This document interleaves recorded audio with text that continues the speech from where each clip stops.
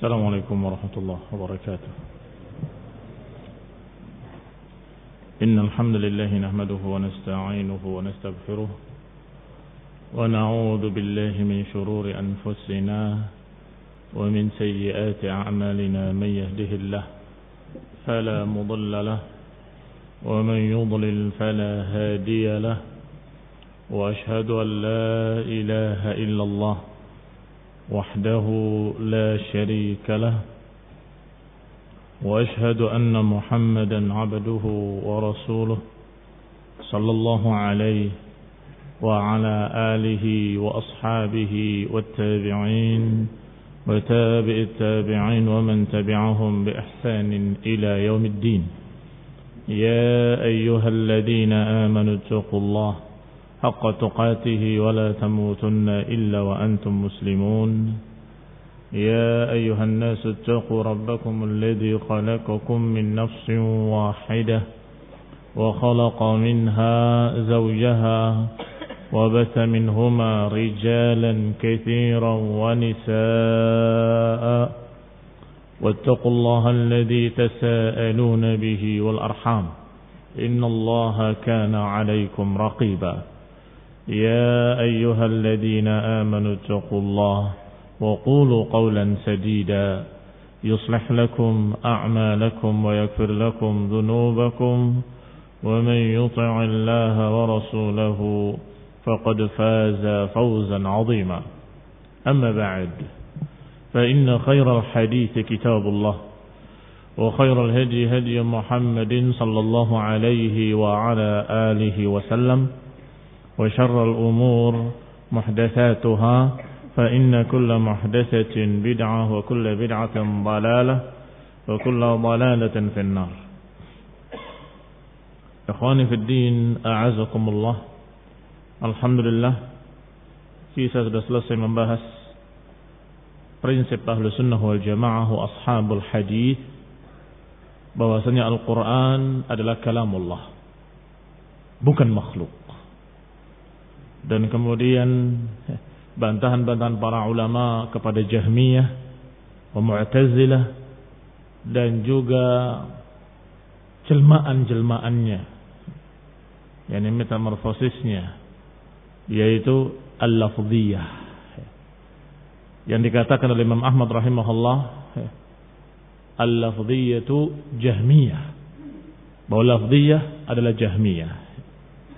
Dan dikatakan oleh Imam Abu Uthman As-Sabuni rahimahullah, benarlah beliau Imam Ahmad rahimahullah, yakni Imam As-Sabuni menukil ucapan Ibnu Mahdi, bahwasanya apa yang dikatakan oleh Imam Ahmad benar, sahih, sadaq. Kenapa? Karena memang Jahmiyah menyatakan Quran makhluk, sedangkan lafdhiyah tadarraju. Lafdhiyah bertahap menuju kepada Quran makhluk. Maka langsung disamakan oleh Imam Ahmad bahwa lafdhiyah tujuannya juga Jahmiyah nantinya. Sesungguhnya ada aliran lain lagi yang juga jelmaan dari Jahmiyah. Begitu lafdhiyah ketahuan juga, sampai-sampai Imam Ahmad mengatakan juga di kalimat lainnya bahwa lafdhiyah itu syarrun minal Jahmiyah. Wa hukiya anhu aydan annahu qala al-lafdhiyatu syarrun minal Jahmiyah. Bahwa lafdhiyah bahkan lebih jahat daripada Jahmiyah. Kenapa lebih jahat? Karena lebih menipu. Kalau lebih menipu, lebih banyak memakan korban. Maka dikatakan haula'i al-lafdhiyah syarrun minal Jahmiyah. Mereka orang-orang yang membicarakan lafaz saya makhluk, lafaz saya makhluk, sesungguhnya mereka Jahmiyah tetapi lebih jahat. Kenapa? Karena lebih menipu. Ada aliran lain, yaitu kelompok yang menyatakan dengan kalimat Al-Quran kalamullah kemudian titik. Apa bedanya dengan ahli sunnah? Ahli sunnah menyatakan Quran kalamullah, bukan makhluk. Kalau mereka Al-Quran kalamullah, Al-Quran itu ucapan Allah. Makhluk atau bukan makhluk? Saya nggak mau bicarakan. Pokoknya Quran itu ucapan Allah SWT. Ini juga ikhwan fillah azakumullah tidak kalah samarnya dengan lafdhiyah yang dijuluki dengan waqifiyah. Waqifiyah itu waqafa, berhenti pada kalimat Al-Quran kalam Allah kemudian titik. Tidak mau menyatakan ghairu makhluk.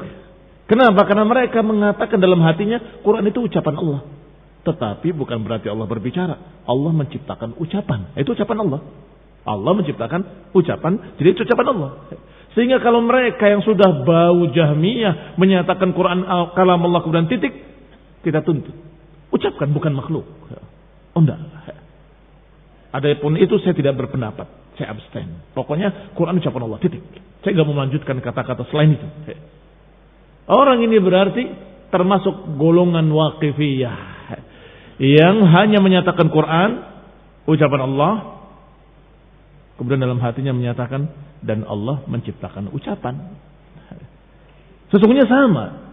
Dia juga Jahmiyah. Tidak berbeda dengan lafdhiyah, tidak berbeda dengan Jahm bin Safwan dan pengikut-pengikutnya. Hanya saja lebih samar lagi, dia berkata dengan kalimat yang bersayap. Dan itu kebiasaan ahlul bid'ah, memakai kalimat yang bersayap. Maka para ulama seperti Imam Ahmad rahimahullah menyatakan lafdhiyah dan waqifiyah adalah ahlul bid'ah, bahwa mereka adalah Jahmiyah. Kata Syekh Rabi hafizahullah, ma hiya wajhun nazar atau wijhatu nazar Imam Ahmad fi tabdi'ihim? Apa sisi pendalilan Imam Ahmad membid'ahkan mereka? Kaifa badda'ahum aw hakama alaihim bi annahum Jahmiyah aw syarrun minal Jahmiyah? Apa alasan Imam Ahmad menyatakan kelompok ini sebagai Jahmiyah, bahkan dikatakan syarrun, lebih jahat dari Jahmiyah? Kata Syekh Rabi, alasannya li'annahum laisa lahum salafun. Laisa lahum salafun fi hadzal lafz. Karena mereka tidak memiliki salaf. Karena mereka tidak memiliki pendahulu dari kalangan salaf yang berbicara masalah itu. Siapa yang membicarakan masalah lafaz dari sahabat? Kalau lafaz saya, tak ada. Siapa yang membicarakan masalah lafaz dari murid-muridnya para sahabat? Kalau lafaz saya, tak ada. Kenapa tiba-tiba muncul di masa Khalifah Al-Ma'mun atau setelahnya di masa Al-Mutawakkil? Karena Mutawakkil sudah memberantas dan sudah membebaskan Imam Ahmad, bahkan memuliakan Ahlus Sunnah. Maka mulai mereka kalah. Kok tiba-tiba muncul lafaz saya? Ini perkara baru yang tidak dikenal oleh salaf. Dan itu cukup sebagai alasan kalau mereka adalah ahlul bid'ah, karena apa yang mereka pegang dari usul, apa yang mereka pegang dari prinsip-prinsip batil tidak dikenal oleh salaf. Muslimin yang saya hormati. Alasan ini penting. Di mana pentingnya? Karena alasan ini akan kita bisa pakai pada masalah-masalah lain. Kalau ada seseorang yang ta'silan, yang membuat satu prinsip, satu dasar, yang dasarnya prinsip itu tidak dikenal oleh salaf, enggak pernah diucapkan oleh salaf, fa'lam annahu sahibu bid'atin wa syarr. Fa'lam annahu sahibu bid'ah. Ketahuilah bahwa dia adalah sahibu bid'ah. Kemudian Syekh Rabi menyatakan, hafizahullah, wa mithlu haula'i fi hadzal 'asr. Dan yang model mereka di zaman sekarang adalah mereka ahlu jinsil amal, Haddadiyah, mengikut Al-Haddad, yang sampai-sampai dia menyatakan barang siapa yang menyatakan al-iman yazid wa yanqus, yazid bil ta'ah wa yanqus bil ma'siyah, kemudian berhenti, kemudian tidak menambah dengan kalimat yanqus hatta la yabqa syai', maka dikatakan dia adalah murji'ah, membuat ta'sil. Kita katakan, man salafuka fi hadza? Siapa salafmu? Apakah ada para ulama ahli sunnah sepanjang masa yang menyatakan kalau seseorang berkata al-iman yazid wa yanqus, yazid bil ta'a wa yanqus bil ma'siyat, kemudian dikatakan murji'ah? Ada? Tidak ada. Kenapa? Karena Haddadiyah menuntut para ulama hendaknya menambahi kalimatnya Yanqus itu yanqus hatta la yabqa syai'. Berkurang sampai tidak tersisa sedikit pun. Kalau enggak mengatakan seperti itu berarti Murji'ah. Masya Allah, Imam Ahmad Murji'ah, Imam Bukhari Murji'ah, para masyaikh Murji'ah, ada semua Murji'ah. Menurut Haddadiyah. Demikianlah ahli sunnah dituduh oleh mereka Haddadiyah sebagai Murji'ah dan dituduh oleh Murji'ahnya sebagai Haddadiyah. Abul Hasan Al-Ma'ribi yang membuat kekacauan di Yaman dan kemudian menyebar keluar Yaman juga menyatakan bahwa para masyayikh wal ulama mereka Haddadiyun. Dikatakan para ulama Haddadiyah. Oleh Haddadiyahnya para ulama dikatakan sebagai Murji'ah. Karena apa? Karena mereka membuat ta'sil, membuat usul, membuat prinsip-prinsip baru yang tidak dikenal oleh salaf. Imam Ahmad menyatakan dengan tegas bahwa lafziyatu syarrun minal jahmiyah karena ucapan mereka, prinsip mereka tidak dikenal oleh salaf. Demikian pula mereka waqifiyah yang tidak mau berkomentar karena mengimbangi ahlul bid'ah. Saya tidak komen. Pokoknya Quran ucapan Allah. Mau Allah berbicara dengan ucapan, mau Allah menciptakan ucapan, wallahu a'lam. Pokoknya itu ucapan Allah. Mau diciptakan atau diucapkan saya nggak ngerti. Abstain. Mereka juga sama. Ahlul bid'ah. Kenapa? Karena tidak dikenal oleh salaf. Ini penting, barakallahu fikum. Satu perkara yang menyelisih prinsip-prinsip salaf cukup seseorang dikatakan dhal. Cukup dikatakan sebagai bid'ah atau sahibu bid'atin wa syarr, pemilik kebid'ahan dan kejelekan. Kemudian diriwayatkan oleh Imam Abu Uthman As-Sabuni rahimahullah, akhbarana Al-Hakim Abu Abdullah Al-Hafidh, yaitu Imam Hakim rahimahullah. Qala haddatsana Abu Bakar ibn Muhammad ibn Abdullah Al-Jurahi bimaru. Abu Bakar Muhammad ibn Abdullah ibn Muhammad ibn Abil Jirah dari Maru. Maru atau Muru dikenal negeri atau kota yang paling terkenal di Khurasan. Kenapa paling terkenal? Karena muncul dari Muru sekian para ulama kibar, ulama besar. Keluar dari sana dari Muru seperti Imam Ahmad bin Hanbal, Sufyan Ats-Tsauri, Abdullah bin Mubarak dan lain-lainnya, semuanya dari Muru. Termasuk beliau Abu Bakar Muhammad bin Abdullah ibn Muhammad ibn Abil Jirah juga dari Muru. Apa nisbatnya ke Muru? Kalau nisbat ke Khurasan, Al-Khurasani. Iya kan? Ya. Kalau ke Kufah, apa nisbahnya? Al-Kufi. Kalau dari Maru, apa nisbahnya? Marawi? Nisbahnya bukan seperti itu. Nisbahnya agak berbeda jauh. Al-Marwazi. Nisbahnya Al-Marwazi. Kalau kita dengar ulama diakhiri dengan nisbah Al-Marwazi dari Maru. Maka beliau juga Al-Jirahi disebut dengan kalimat nisbah Al-Marwazi. Abu Bakar Muhammad bin Abdullah bin Muhammad bin Abi Jirah Al-Marwazi, ini dari Maru. Al-Jirahi, dan beliau seorang yang adil, hafidh, seorang yang adil dan hafidh. Beliau meriwayatkan dari Yahya ibn Sasuyah dan Abdullah ibn Yahya Al-Qadi As-Sarkhasi. Demikian rahimahullah. Qala sami'tu Abdullah ibn al-Mubarak Al-Marwazi, juga dari Maru. Beliau Abdullah ibn al-Mubarak ibn Wadih Al-Hamdali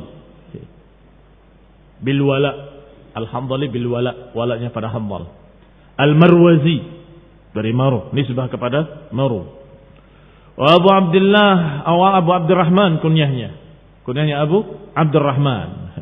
Beliau al-imam al-hafidh, alim zamanih, alim di zamannya.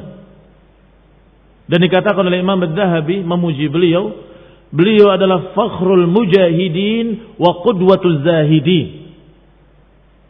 Beliau adalah kebanggaan para mujahidin dan beliau adalah teladan para zahidin. Jarang sekali ulama yang terkumpul padanya dua perkara ini. Ada yang terkenal zuhudnya tapi tidak terkenal masalah jihadnya. Ada yang terkenal jihadnya, tidak terkenal zuhudnya. Tetapi beliau zuhudnya terkenal, jihadnya juga terkenal. Sampai dikatakan fakhrul mujahidin wa qudwatu az-zahidin. Teladannya para orang-orang zuhud dan kebanggaan para mujahidin. Beliau zahid, sangat ahli ibadah yang dikenal. Tetapi ketika jihad, dia paling depan. Sudah dilarang oleh semua murid-muridnya, kawan-kawannya, sahabat-sahabatnya. Engkau memiliki ilmu yang banyak. Kalau engkau terbunuh, kepada siapa kami akan belajar? Jangan berangkat. Engkau biarkan, engkau memiliki udzur. Engkau memiliki demikian-demikian. Ini bukan fardu ain, masih fardu kifayah. Cukup kami. Berangkat mereka berjihad. Ternyata Ibnu Mubarak sudah di depan dengan menutup wajahnya dengan lisan. Ikut jihad fisabilillah. Dan beliau adalah orang yang sangat pantas untuk menulis kitab jihad. Beliau menulis kitab tentang jihad. Dan kata para ulama, sungguh dia orang yang paling pantas untuk menulis buku itu. Karena memang membuktikan dengan prakteknya, dengan fi'ilnya. Maka dikenal, kata Imam Az-Zahabi, fakhrul mujahidin wa qudwatuz zahidin. Kebanggaan para mujahidin dan teladan para orang-orang yang zuhud. Beliau penulis kitab-kitab al-tasanif, an-nafi'ah, dan juga termasuk orang ahli rahalat yang banyak rihlah, perjalanan mencari ilmu. Afna umrahu fil asfar, habis umur beliau dalam safar-safarnya, safar haji, safar jihad, dan safar dagang, safar cari ilmu. Habis umurnya safar, haji, jihad, dagang, tentunya cari ilmu bitariqil aula. Beliau meriwayatkan riwayat-riwayat dari Malik ibn Anas, wa Thawri, wa Syu'bah, wal Auza'i, wa Khalq, dan lain-lain. Sedangkan yang meriwayatkan dari beliau, annahu Yahya ibn Ma'in. Yang meriwayatkan dari beliau diantaranya adalah Yahya ibn Ma'in, wa Abu Bakar ibn Abi Shaybah, wa Khalq, dan lain-lainnya. Qala Ahmad ibn Hanbal, Imam Ahmad memuji beliau, lam yakun fi zaman Ibn al-Mubarak atlab al-ilm minhu. Kata Imam Ahmad, tidak ada di zaman Ibn Mubarak orang yang atlab lil ilm, yang paling mencari ilmu, yang paling semangat mencari ilmu. Tidak ada yang lebih daripada Abdullah Ibn Mubarak rahimahullah. Tufiya fi Ramadan, meninggal beliau di bulan Ramadan. Demikian ditulis dalam tarikh Baghdad pada tahun 181 Hijriah. Dan beliau pula yang menasehati beberapa ulama yang zuhud. Dan ketika jihad beliau dalam keadaan tidak berangkat. Dan itu bukan suatu yang wajib ain. Kalau wajib ain semua paham harus berangkat. Tetapi beliau menulis surat kepadanya bahwa engkau meneteskan air mata dalam ibadahmu, sedangkan kami meneteskan air mata dan darah. Kamu berharumkan minyak wangi di masjidmu, sedangkan kami berlumuran darah dan harumnya minyak kasturi. Karena minyak kasturi dari darah. Minyak wangi kami adalah darah dan keringat dengan debu-debu jihad. Ila akhir, dalam bentuk syair. Sayang sekali padahal syairnya bagus. Kalau saja saya hafal. Barakallahu fikum, kembali kepada kitab. Apa kata Mubarak? Imam Az-Zahid Al-Mujahid rahimahullah, qala man kafara biharfin minal Qur'an faqad kafara bil Qur'an. Kata Abdullah Ibn Mubarak, siapa yang kafir mengingkari satu huruf dari Al-Quran, maka dia berarti mengingkari Al-Quran. Wa man qala la u'min bihadzal lam faqad kafar. siapa yang berkata aku tidak beriman dengan lam ini, maka dia kafir.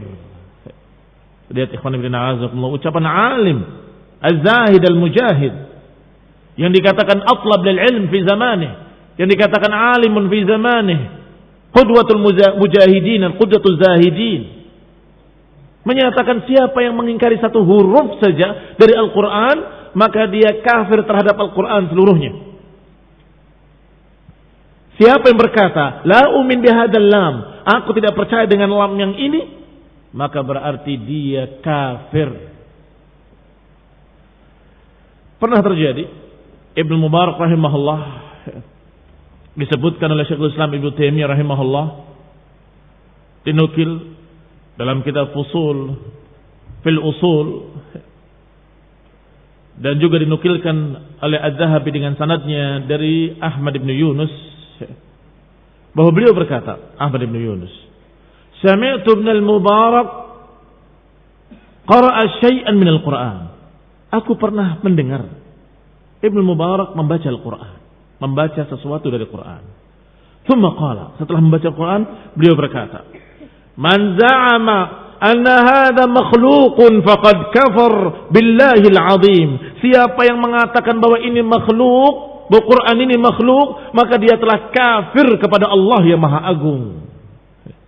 Lihat ucapan Ibn Mubarak ketika baca Quran, merasa ini betul-betul kalamullah. Maka dia mengatakan, sungguh siapa yang berkata bahwa ini adalah ucapan makhluk atau ini adalah makhluk, maka dia kafir kepada Allah Subhanahu wa taala. Berarti bukan cuma Ibnu Khuzaimah yang menyatakan dia kafir. Yang menyatakan orang yang mengatakan Quran makhluk kafir bukan cuma Ibnu Khuzaimah, termasuk Ibnu Mubarak, ahli zuhud. Jangan dikira az-zahid, az-zuhad, orang yang zuhud itu kemudian diam, tidak menyatakan yang salah itu salah, enggak menyatakan yang bid'ah itu bid'ah, enggak menyatakan orang yang menyimpang dan kufur dikatakan menyimpang. Dia enggak berani mengatakan orang lain sesat. Kalau terbukti bahwa dia menyimpang dari jalan yang lurus, menyimpang dari sunnah, menyimpang dari salaf, mereka akan tegas menyatakan haula'i dhullal, mereka dhullal. Walaupun beliau adalah zahid, orang yang zuhud. Beda dengan zuhud-zuhudnya sufi hari ini, yang kalau zuhud kata mereka tidak boleh membicarakan orang lain, jangan mengatakan fulan kada, fulan kada. Kalau maksudnya ghibah, masih dimaklumi. Memang orang yang zuhud tidak akan ghibah, orang mukmin enggak akan ghibah. Tetapi yang mereka maksud tidak mengatakan si fulan mubtadi' dhal, enggak mau menyatakan yang sesat adalah sesat, enggak mau menyatakan orang yang menyimpang adalah menyimpang, enggak mau menyatakan orang yang menyatakan Quran makhluk, enggak mau dikatakan sesat atau kafir.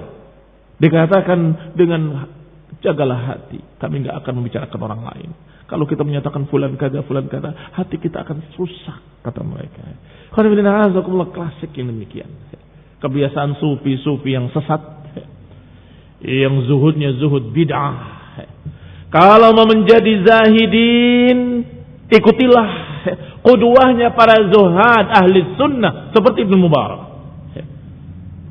Zuhudnya ahli sunnah, zuhudnya para imam ahli sunnah seperti zuhudnya Ibnu Mubarak. Dia zuhud ma'ruf. Bagaimana zuhudnya beliau? Ahli ibadah. Tetapi ketika melihat kesesatan, dia benci dengan kesesatan. Melihat penyimpangan, dia benci dengan penyimpangan. Dan yang peringatkan kaum muslimin hati-hati dari penyimpangan-penyimpangan mereka. Dan itu termasuk dalam zuhud dan tidak bertentangan dengan zuhud. Barakallahu fikum. Intahayna, selesai dari pembahasan tentang masalah Quran kalamullah, bukan makhluk. Yang berikutnya qala al-Imam Abu Utsman As-Sabuni rahimahullah, wa ya'taqidu ashabul hadits wa yashhaduna anna Allah subhanahu fawqa sab'i samawatihi ala 'arsyihi mustawin. Bahwasanya Imam As-Sabuni rahimahullah menyatakan ahlul hadis, ashabul hadis mempersaksikan bahwa Allah subhanahu wa ta'ala di atas langit-langitnya yang 7, di atas arasy-Nya, maha tinggi. Kama nataqa bihi kitabuh, sebagaimana disebutkan dalam kitabnya, dalam ucapannya azza wa jal dalam surat Al-A'raf, inna rabbakumullahu alladhi khalaqas samawati wal arda fi 6 ayyamin thumma istawa 'alal 'arsy. Sesungguhnya Rabb kalian adalah yang menciptakan langit-langit dan bumi dalam 6 hari. Kemudian Dia maha tinggi di atas arasy-Nya. Demikian pula dalam surat Yunus disebutkan inna rabbakumullah alladzi khalaqas samawati wal arda fi 6 ayyamin thumma istawa 'alal 'arsy. Sesungguhnya Rabb kalian adalah Allah yang menciptakan langit-langit dan bumi dalam 6 hari, kemudian Dia maha tinggi di atas arasy-Nya. Yudabbirul amra, mengatur segala urusan. Ma min syafi'in illa min ba'di idnih, tidak ada yang bisa memberikan syafaat kecuali setelah izin darinya. Demikian pula disebutkan dalam surat Ar-Ra'd, Allahu alladzi rafa'a as-samawati bighairi 'amadin tarawnaha thumma istawa 'alal 'arsy. Allah yang mengangkat langit-langit tanpa tiang sebagaimana kalian lihat. Kemudian Dia maha tinggi di atas arasy-Nya. Demikian pula dalam surat Al-Furqan, Allah berfirman, "Tsumma istawa 'alal 'arsy, Ar-Rahmanu fas'al bihi khabira." Dia maha tinggi di atas arasy-Nya. Ar-Rahman, silakan tanya pada mereka yang memiliki ilmu. Dan ucapan Allah Subhanahu wa taala dalam surat As-Sajdah, "Tsumma istawa 'alal 'arsy."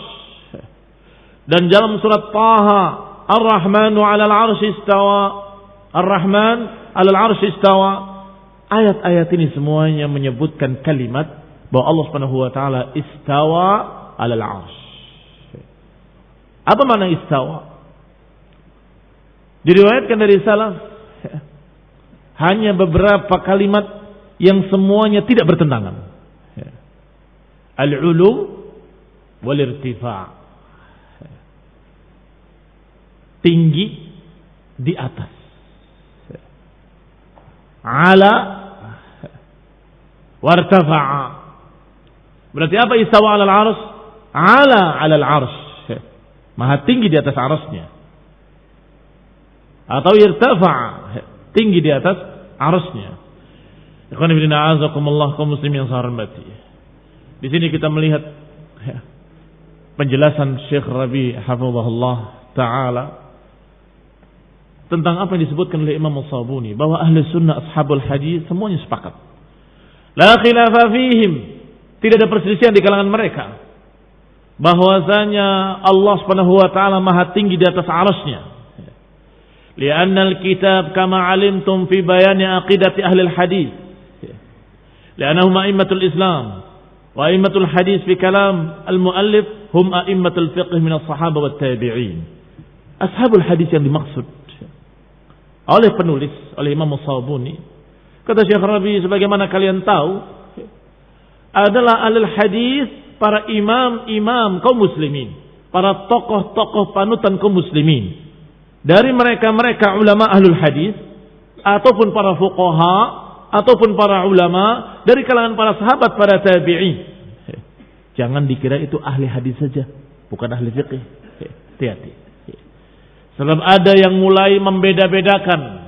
Itu kan ucapannya ahlul hadis. Kalau ahli fiqih berbeda, nanti ahli tafsir berbeda lagi. Seseorang nggak bisa dikatakan faqih, ahli fiqih kalau nggak ngerti hadis. Sebagaimana seseorang nggak bisa dikatakan ahli tafsir kalau nggak ahli hadis. Mafhum? Kenapa demikian? Karena nggak mungkin menerangkan fiqih dalam keadaan dia tidak ngerti hadis. Diterangkan dengan apa fiqihnya? Ya tentunya dengan hadis-hadis. Demikian pula tafsir. Bagaimana menafsirkan Al-Quran tanpa riwayat-riwayat dari salaf, tanpa riwayat dari Rasulullah SAW, tanpa hadis-hadis. Padahal imam para mufassirin Ibnu Katsir rahimahullah menyatakan man fassara bi ra'yihi faqad akhta walau asab. Siapa yang menafsirkan dengan ra'yunya dia telah salah walaupun kebetulan tepat. Telah salah Karena caranya salah. Nafsirkan birra'i. Berarti yang benar apa? Bagaimana menafsirkan yang benar? Wahai Ibnu Katsir, beliau menyatakan menafsirkan itu adalah ayat dengan ayat yang lain. Menafsirkan ayat dengan hadis-hadis yang sahih. Dan menafsirkan ayat dengan apa yang dipahami oleh para sahabat radhiyallahu alaihim ajma'in. Ini tafsir bil ma'thur namanya. Tafsir bil ma'thur. Berarti siapa yang dikatakan ahli tafsir mesti ahli hadis. Siapa dikatakan ahli fiqh maka dia mesti ahli hadis. Sehingga dikatakan ashabul hadis oleh Imam Sabuni adalah seluruh para ulama, para fuqaha, para mufassirun dari kalangan sahabat dan tabi'un dan juga para tabi'it tabi'un. Disebutkan oleh beliau, oleh Syekh Rabi hafizahullah, wala yaqsid ahlul istilah bima'na anna ahlul hadis yughayiruna ahlul fiqh. Tidak dimaksud bahwa ahli hadis berarti bukan ahli fiqh. Bukan itu yang dimaksud. Tetapi yang dimaksud adalah tokoh-tokoh para ulama. Bahwa mereka semua mempersaksikan. Artinya ya'taqidun aqidatan wa syahadatan, meyakini dengan keyakinan yang dipersaksikan oleh mereka. Wa ya'taqidu dzalika fi qararati anfusihim. Mereka meyakininya dan mengikrarkannya. Itu makna yashhadun. Karena syahida itu harus diiringi dengan keyakinan dan ikrar. Kalau meyakini tapi enggak mengikrarkan, tidak dikatakan syahida. Atau mengikrarkan tapi tidak yakin, juga bukan syahida. Yang namanya syahida adalah dia mengikrarkannya, yuqirrun, dan juga ya'taqidun. Dan mereka benar, sadaqa Imam Sabuni, bahwa mereka benar-benar mengikrarkannya dalam buku-buku mereka. Kita kenal Imam Bukhari, Ahlul Hadis, bukunya yang kita kenal kitab hadis. Ternyata beliau memiliki kitab dalam masalah-masalah akidah, dalam masalah-masalah prinsip-prinsip sunnah, usul sunnah. Dia memiliki kitab Khalqu Af'alil Ibad, penciptaan perbuatan hamba, yang isinya masalah takdir. Dan dia memiliki rudud, bantahan-bantahan terhadap ahlul bid'ah. Jangan dikira yang beliau tulis cuma sahihnya saja. Beliau juga menulis bantahan-bantahan terhadap ahlul bid'ah. Demikian pula hadis wala haraj, sebutkan enggak perlu ragu. Semua para ulama memiliki kitab rudud, bantahan terhadap ahlul bid'ah wa dhalalah dengan prinsip-prinsip sunnah. Ini menunjukkan kalau mereka qarraru, yashhadun, mempersaksikan dengan keyakinannya dan diikrarkan dalam buku-buku mereka, tulisan-tulisan mereka, ucapan-ucapan mereka. Di antara yang mereka ikrarkan adalah bahwa Allah Subhanahu wa taala fawqa sab'a samawatihi, bahwa Allah di atas 7 lapis langitnya, di atas arasy-Nya, maha tinggi. Fil uluwi wa laisa fil ardi. Allah bukan di bumi, Allah bukan di dunia, Allah bukan di sini, tapi Allah Subhanahu wa taala di atas arasy-Nya, maha tinggi di atas seluruh makhluk-makhluknya. Fi ayyi makanin, kama, tidak seperti ucapan Jahmiyah yang menyatakan fi ayyi makan. Tidak seperti ucapan Jahmiyah yang menyatakan Allah fi kulli makan wa ma'a kulli syai', bersama setiap sesuatu, di setiap sesuatu. Qabbaha Allah, semoga Allah memburukkan Jahmiyah. Maka Allah Subhanahu wa taala maha tinggi di atas arasy-Nya sesuai dengan berita dari Allah, dengan ucapannya di dalam kitabnya. Yakni laisa min uqulihim, yakni menyatakan bahwa Allah Subhanahu wa taala di atas arasy-Nya bukan dari akal-akal para ulama, bukan dari pikiran mereka. Innama qalu hadza istimdadan min kitabillah. Sesungguhnya mereka berbicara seperti itu, para ulama menyatakan Allah di atas arasy-Nya maha tinggi adalah dari kitab Allah dan dari sunnah Rasulnya sallallahu alaihi wa ala alihi wasallam. Wal fitrah yu'ayyidu dzalik. Sedangkan fitrah mendukungnya. Dalil-dalil sudah sangat banyak. Fitrah juga mendukung. Sampai ada seseorang yang tadinya dia Asy'ari, yang tadinya dia adalah seorang yang sesat, tetapi ketika ditanya oleh seseorang, disampaikan padanya. Ya. Bagaimana? Ya. Kami bisa menjawab, wahai Syekh, karena Syekh mengatakan Allah tidak di mana-mana. Ya. Kalau gitu, tolong terangkan pada kami, wahai Syekh, wahai guruku. Tolong, ya. Terangkan padaku. Ya. Kenapa fitrahku itu kalau menyatakan ya Rabb, mesti aku menengadah. Padahal aku tidak merencanakannya. Tiba-tiba, ya Allah, mesti kepalaku naik ke atas. Bagaimana aku menjawab masalah ini? Ya. Kata orang tadi, ikut bingung syekhnya. Hayyaranil hamadani, hayyarani. Sungguh dia membingungkan aku, sungguh dia membingungkan aku. Sampai suatu saat dia pun taubat. Ya. Dan menyatakan sungguh pertanyaan al-hamadani terus berngiang di kepalaku. Kenapa? Kok tiba-tiba kalau mengatakan ya Rabb, mesti ke atas. Ya. Secara fitrah. Nggak ada yang ya Allah ke bawah gitu. Nggak ada. Ya. Iya kan? Ya. Atau ke samping ya Allah begitu. Nggak ada. Ya. Mesti ke atas. Ya Rabb. Ya Allah. Ini khairullahi fitrah yang tidak bisa dibantah oleh siapapun. Maka dikatakan dalil-dalil sangat banyak. Wa yu'ayyiduhu fitrah. Wa tu'ayyiduhu al-fitrah. Wal aql yu'ayyidu dzalik. Akal pun mendukung. Selain fitrah, akal pun mendukung. Bagaimana? Id'ulullah fattarallahu alaihi al-khalq wal hayawanat. Ketinggian Allah Subhanahu wa taala itu sudah fitrah yang dipahami oleh semua manusia, bahkan semua makhluk. Fatajid at-tifl idza sa'alathu aina Allah. Kalau kamu tanya pada anak kecil di mana Allah, maka dia akan menyatakan di sana. Tangannya ke langit. Wa idza nazalat asy-syiddah bi insanin, kalau seseorang mendapatkan problem yang dahsyat, kesusahan, musliman atau kafiran, muslim atau kafir. Lihat bagaimana dia mengharap kepada Tuhannya. Ke atas apa ke bawah? Ke atas. Agama apapun mesti menyatakan ke atas dengan oh my God, wahai Tuhanku. Itu fitrah. Alladzi biyadihi kashfal kurub. Karena mereka secara fitrah tahu bahwa Allah Subhanahu wa taala sepantasnya untuk memiliki tempat yang maha tinggi, sepantasnya. Apa yang di kalangan makhluk sebagai suatu yang mulia, maka Allah lebih-lebih lagi. Maka Allah lebih-lebih lagi. Namanya qisul aula. Maka manusia yang buta dan manusia yang melihat, mana yang lebih mulia, mana yang lebih sempurna?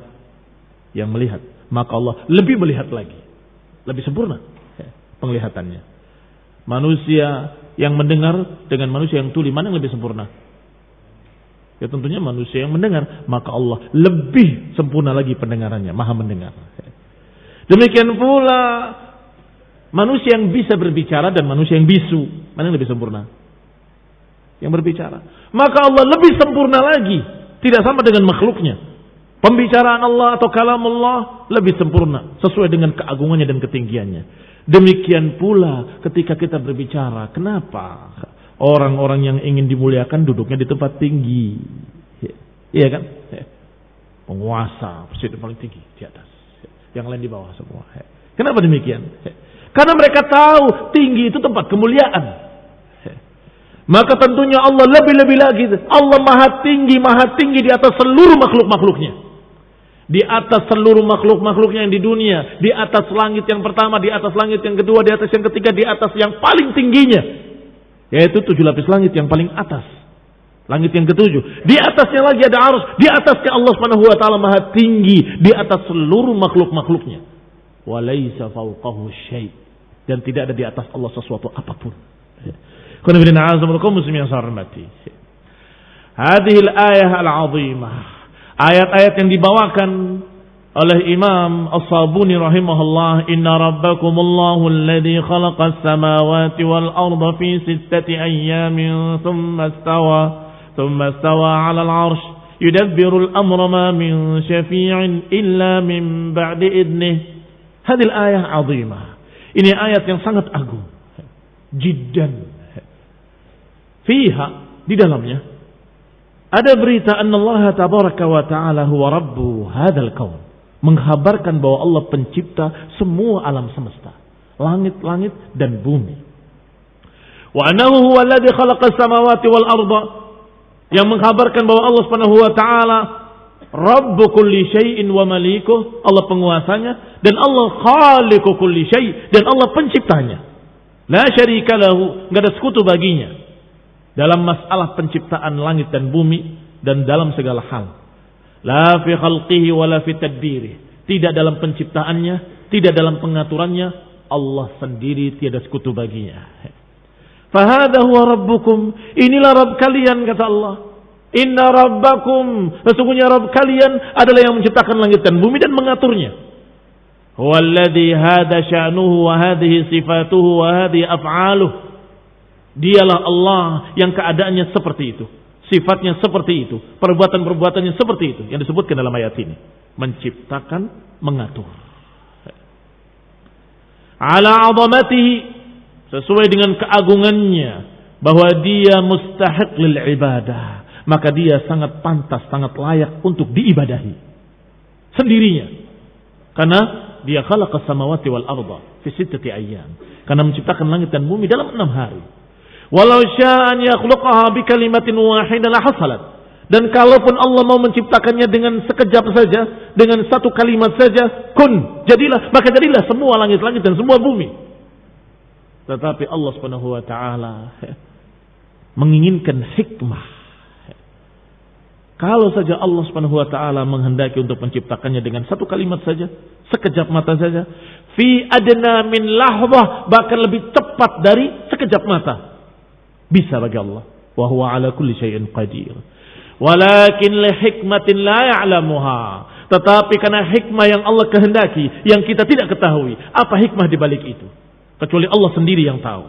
Maka Allah menciptakannya dengan bertahap sampai 6 hari. Kama qala fil ayatil ukhra, sebagaimana Allah katakan di ayat lain, "Tsumma stawa ila as-samaa'i wa hiya dukhanun faqala laha walil ard i'tiya taw'an aw karha qalata atayna ta'i'in." Dalam ayat lain disebutkan, kata Allah, "Tsumma stawa ila as-sama'." Kemudian dia maha tinggi di atas langit-langitnya. Wahiyya dukhanun, dan dia asap, bentuknya asap. Faqala laha walil ard, Allah katakan kepada langit dan bumi, i'tiya, datanglah, taw'an au karha, dengan sukarela ataupun dengan terpaksa. Maka berkatalah langit dan bumi, atayna ta'i'in, kami datang dengan taat. Fa hikmatuhu iqtadat an yakhluqa as-samawati wal ardh fi 6 ayyam. Maka hikmah Allah menghendaki untuk menciptakan langit dan bumi dalam 6 hari. Fal ardu khalaqaha fi 4 ayyam wa hiya asghar min as-samai bikatsir bima la yuqas. Bumi diciptakan oleh Allah Subhanahu wa taala dalam 4 hari. Padahal bumi lebih kecil dibandingkan dengan langit. Bikatsir, lebih kecilnya bikatsir, dengan sekian kali lipatnya. Bimana yuqas, dengan tidak bisa dibandingkan. Bumi dibandingkan dengan benda-benda langit, sangat berbeda jauh, nggak bisa dibandingkan. Kalau kalian, pernah saya mendengar ada yang berkata, kalau kalian melihat ada sinar matahari masuk ke rumah kalian, ada yang terbang-terbang itu, kalau buminya sekecil itu, ada bintang yang segede bumi ini, perbandingannya. Barakallahu fikum. Dan itu di mana? Bintang yang besarnya segede bumi, kalau buminya sekecil yang terbang-terbang tadi, dan jendela rumah kalian di langit. Tetapi hikmah Allah, kenapa menciptakan bumi 4 hari, 2 harinya menciptakan langit. Was-sama khalaqaha fi yawmain. Kenapa? Jawabannya sama seperti tadi. Li hikmatin. Karena hikmah yang Allah kehendaki, yang kita tidak ketahui. La ya'lamuha illahu. Tidak ada yang mengetahuinya kecuali Dia. Demikian pula berita, tsumma stawa 'alal 'arsy. Kemudian Allah Maha tinggi di atas 'arsy-Nya. Wasafa nafsahu bihadzal fi'l. Allah Subhanahu wa taala menyifati dirinya dengan perbuatannya, dengan fi'ilnya, yaitu beliau tinggi di atas arsy, atau dia Allah Subhanahu wa taala di atas arsy-Nya. Ba'da khalqis samawati wal ard, dengan maha tinggi di atas arsy setelah menciptakan langit-langit dan bumi. Wa huwa qad khalaqal arsya qabla samawati bi ulufis sinin. Subhanahu wa ta'ala. Maha suci Allah lagi maha tinggi. Maha suci Allah lagi maha tinggi. Huwa qad khalaqal arsy. Dia Allah telah menciptakan arsy. Sebelum langit-langit dan bumi. Bi ulufi sinin. Ribuan tahun sebelum menciptakan langit-langit dan bumi, Allah sudah menciptakan arsy-Nya. Falamma tahdits fi surat Hud an khalqis samawati wal ard, maka setelah terjadi sebagaimana dikhabarkan dalam surat Hud, penciptaan langit-langit dan bumi, Allah katakan wa kana 'arshuhu 'alal ma. Berbicara tentang penciptaan langit dan bumi, kemudian dikatakan dan arsy-Nya di atas air. Artinya sudah ada, sudah diciptakan. Yani kana khalquhu lis samawati wal ard wa 'arshuhu makhluqun. Yani ketika Allah menciptakan langit dan bumi, arsy-Nya sudah diciptakan. Mawjudun 'alal ma, sudah ada di atas air. Fal 'arsyu mawjudun qabla khalqis samawati wal ard. Maka arsy sudah ada di atas air sebelum penciptaan langit-langit dan bumi. Khalaqahu Allah qabla khalqis samawati wal ard. Allah ciptakan sebelum penciptaan langit dan bumi. Thumma lam ya'ti hadzal fi'l yani istiwa'uhu 'alal 'arsy illa ba'da khalqis samawati wal ard. Hadza min af'alihi, dan tidaklah dikatakan istawa dengan kalimat thumma istawa kemudian istawa, berarti berita istawanya adalah setelah penciptaan langit-langit dan bumi. Hadza min af'alihi. Ini dari af'alnya Allah, perbuatan-perbuatan Allah al-ikhtiyariyah. Dan semua af'alullah al-ikhtiyariyah. Apa al-ikhtiyariyah? Berkait dengan kehendak. Berkait dengan kehendak. Yang namanya af'alullah, fi'il Allah, perbuatan-perbuatan Allah berkait dengan kehendak. Maka semuanya disifati dengan al-ikhtiyariyah. Insya'a fa'alahu wa in lam yasha lam yaf'al. Maknanya ikhtiyariyah, kalau Allah berkehendak Allah kerjakan, Allah perbuat. Kalau Allah tidak berkehendak, Allah tidak perbuat. Allah enggak berkehendak. Baik, ini barakallahu fikum namanya af'al ikhtiyariyah. Dan kata Syekh Rabi hafizahullah, wa kullu af'alihi ikhtiyariyah, dan semua perbuatan-perbuatan Allah ikhtiyariyah. Beda dengan af'alul makhluqat. Beda dengan perbuatan-perbuatan makhluk. Ada yang ikhtiyariyah, ada yang enggak. Ikhtiyariyah itu kehendak kamu. Ada yang enggak? Apa yang enggak? Yang tanpa kamu kehendaki kamu berbuat. Mungkin apa enggak mungkin? Hah? Mungkin kalau bagi makhluk. Kadang-kadang ngelindur, ngambil sesuatu dibuang, pecah. Kaget sendiri dia. Apa yang pecah tadi? Padahal dia yang berbuat. Ini bagi Allah maha suci, tidak mungkin. Af'alullah ikhtiyariyah, semua perbuatan-perbuatan Allah ikhtiyariyah, berkait dengan kehendaknya. Insya'a fa'alahu, wa illam yasha' lam yaf'al. Adapun Jahmiyah, pengikut Jahm bin Safwan, yaqulun istawa 'alal 'arsy ay istawla 'alal 'arsy. Istawa 'alal 'arsy katanya istawla, menguasai arsy. Yani hadha alladhi hasala ba'da khalqi samawati wal ard innama huwa al-istila wal qahr. Perhatikan caranya Syekh Rabi hafizahullah. Dikisahkan dulu tentang penciptaan langit dan bumi, kemudian tsumma istawa, kemudian istawa. Berarti istawa itu setelah penciptaan langit dan bumi.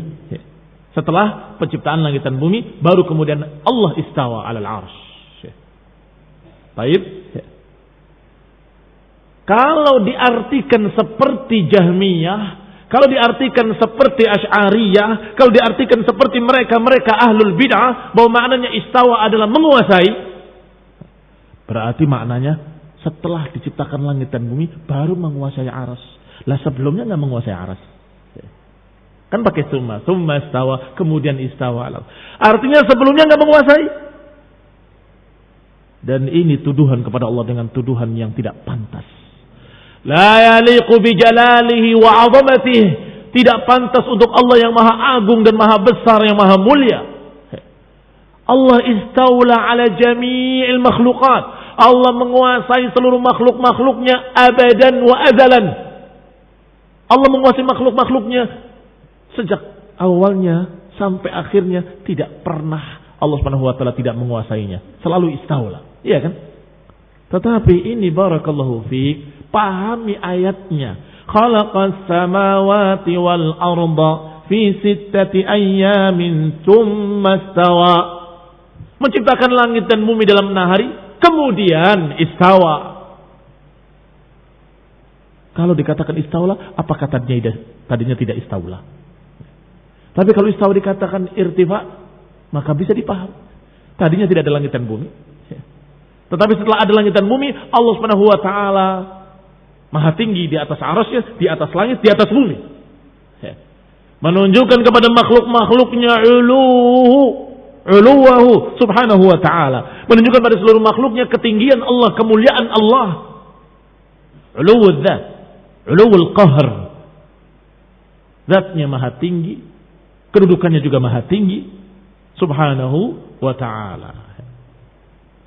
Faqaluhum rudda alaihim. Maka ucapan mereka Jahmiyah dan sejenisnya, dan pecahan-pecahannya, dan antek-anteknya, dan metamorfosisnya, dan jelmaan-jelmaannya dengan pakaian-pakaian barunya, mereka semua terbantah dengan sekian bantahan. InsyaAllah kita akan bahas bantahan-bantahannya pada mereka satu persatu, poin-poinnya biidznillah ta'ala pada kajian mendatang insyaallah. Subhanakallah bihamdik asyhadu an la ilaha illa anta astaghfiruka wa atubu ilaik. Wassalamualaikum warahmatullahi wabarakatuh.